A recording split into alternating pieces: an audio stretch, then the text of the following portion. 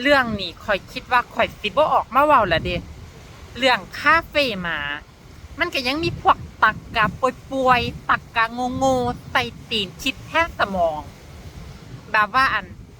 คนเขาฮักหมาเขาก็บอกว่า เขาคาเฟ่นี่มันสร้างขึ้นมาก็เพื่อแบบคนรักหมาเอาหมาเขาไปกินเขานำได้แล้วซิหมู่แล้วซิหมู่มันขี้เดียดหมาน่ะ